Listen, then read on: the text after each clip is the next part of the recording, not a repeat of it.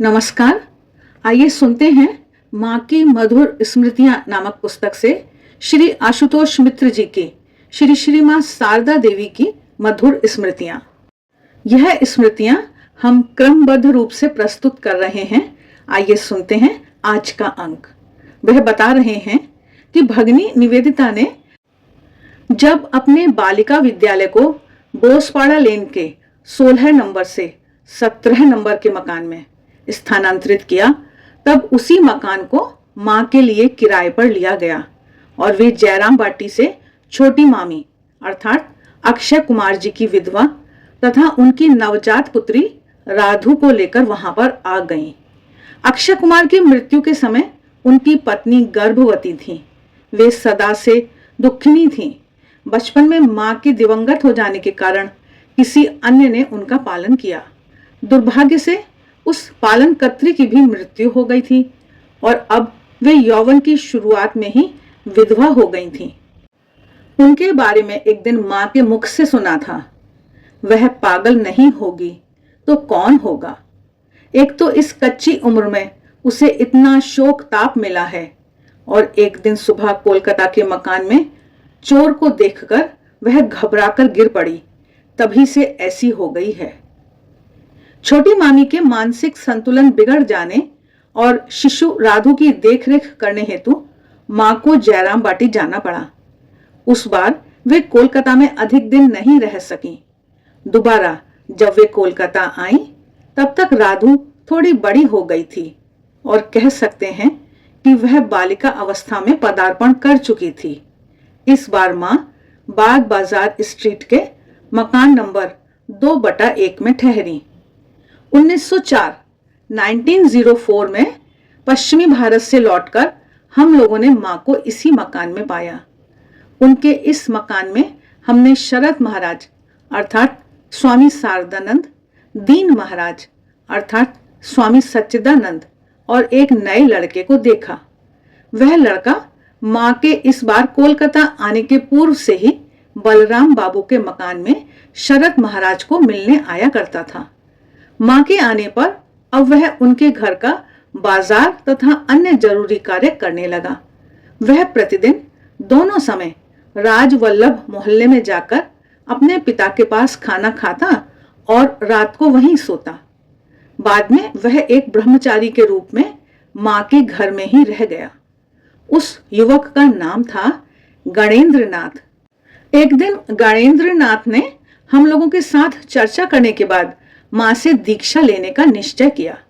पहले कमाए हुए उनके थोड़े से रुपए शरद महाराज के पास जमा थे।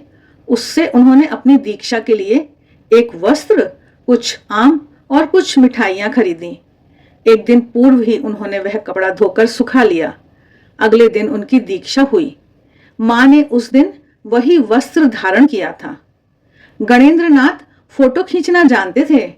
उस मकान में उन्होंने मां के 2-1 फोटो निकाले। अब से मैं मां के पास ही रह गया। ऊपर उनके पास जाने पर वे हरिद्वार, कनखल, ऋषिकेश आदि स्थानों की बातें सुनकर छोटी बच्ची की भांति खुश हुआ करती थीं। मां के नील माधव नाम के एक चाचा थे। वे अविवाहित थे और पाइकबाड़ा राजभवन में रसोइये का काम करते थे। अब वृद्धावस्था में वे सेवानिवृत्त होकर पेंशन पा रहे थे। गांव में मां के अतिरिक्त अन्य किसी के द्वारा उनका उत्तरदायित्व ग्रहण न करने के कारण इस बार वे उन्हें अपने साथ ले आई थीं। हम देखते कि मां अपने हाथों से उनकी सेवा कर रही हैं।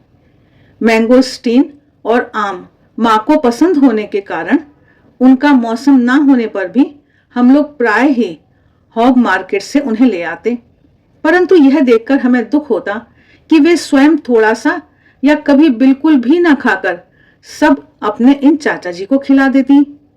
एक दिन मुझसे रहा नहीं गया और मैं मां को इस विषय में टोक बैठा। उन्होंने उत्तर दिया, बेटा, चाचा और कितने दिन रहेंगे? अभी उनकी इच्छा मिटा देना ही अच्छा है। हम लोग तो अभी बहुत दिन जीवित रहेंगे, बहुत खाएंगे। मां की इस बात को मैंने लिपिबद्ध तो कर दिया, पर जिस भाव से उन्होंने इसे कहा था उसे मैं जरा भी ठीक ढंग से व्यक्त नहीं कर पा रहा हूं। ये बातें उन्होंने एक अलग भाव के साथ कही थीं और वही भाव हमारे हृदय में इतनी दृढ़ता के साथ अंकित हो गया कि फिर कभी, यहां तक कि राधु के लिए भी, इस प्रकार के सैकड़ों दृष्टांत देखकर भी हमारे मन में दुख नहीं हुआ। आगे वे लिख रहे हैं कि निवेदिता स्कूल में एक घोड़ा गाड़ी थी।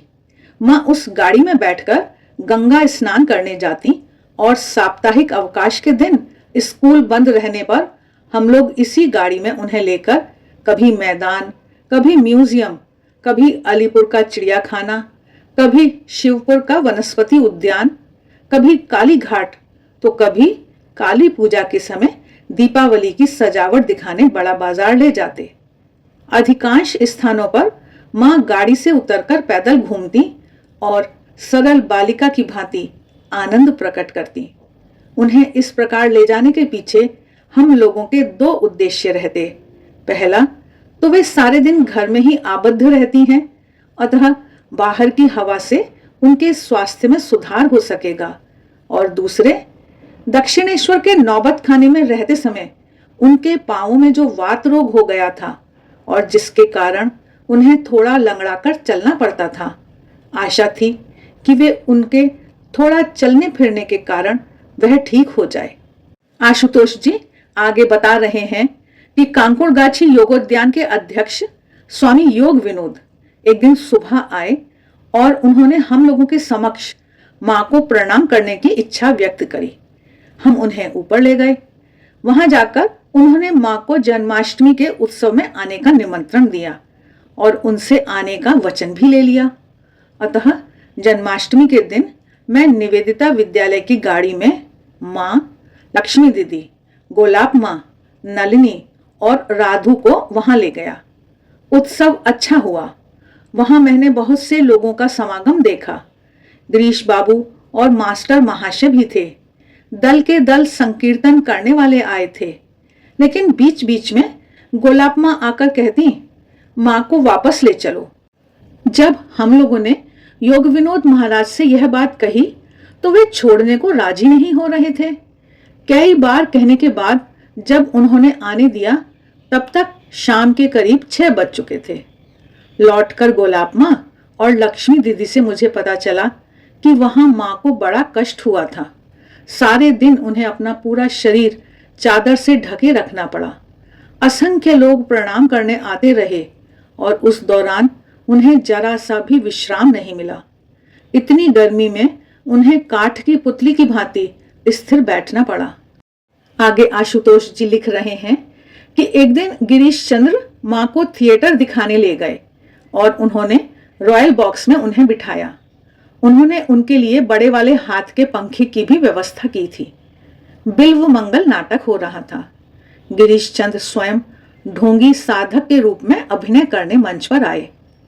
जब वे थाकमणि को कृष्ण प्रेम सिखाने पर अड़ गए तो मां हंसते हंसते बोली, इस उम्र में अब और क्यों।